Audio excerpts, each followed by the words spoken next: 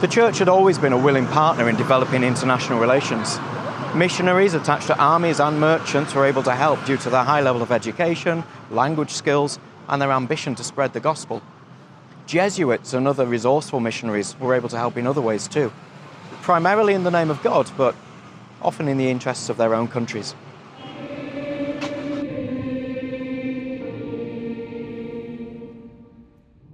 A young French missionary arrived in Cochin, China in 1765.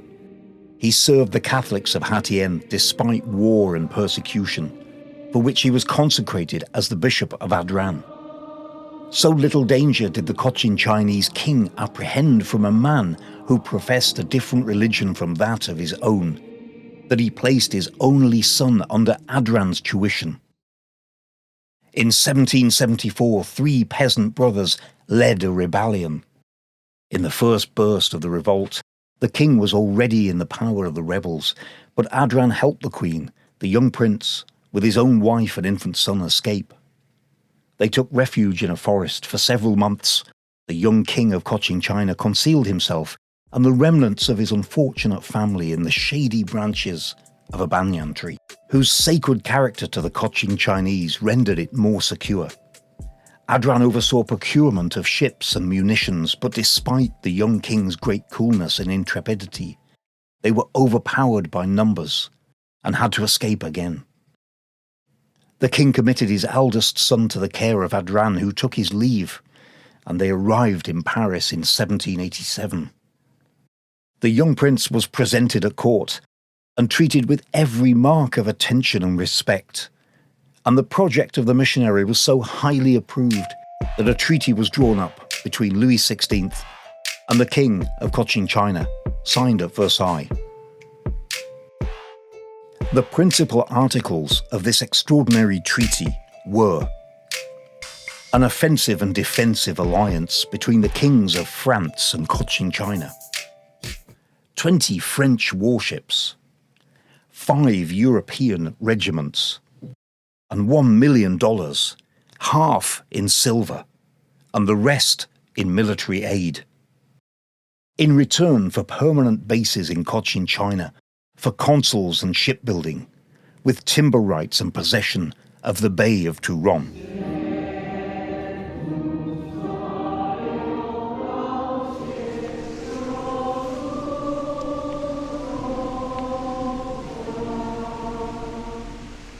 The religious tolerance which the King of Cochin China had shown to the Christians was something that John Barrow had seen elsewhere. On his visit to Batavia, the Dutch colony, he saw that the Chinese people, who had been there since 1412, now faced new restrictions under their Dutch rulers. But they still allowed the Malays and the Javanese people to worship their own gods in the Chinese temple, and anybody was free to use the Chinese hospital, which was paid for by firework shows.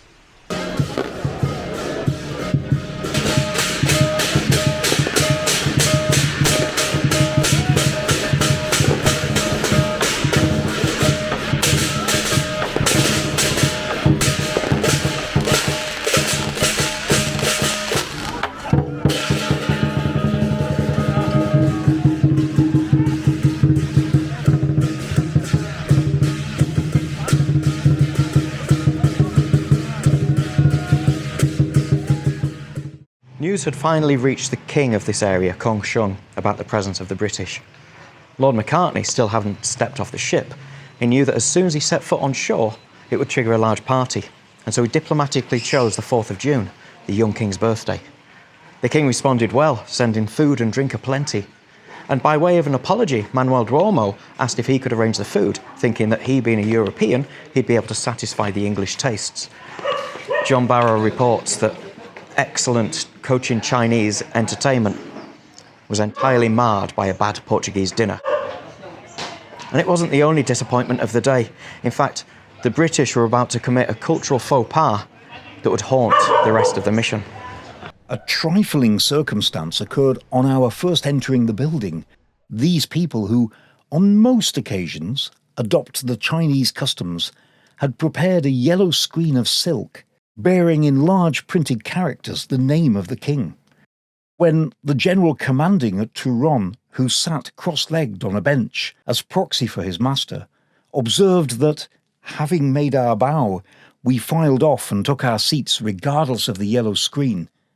He appeared to be greatly disconcerted. His disappointment in missing the 9 prostrations seemed to operate on his mind, which was rather embarrassing to the Cochin Chinese officers.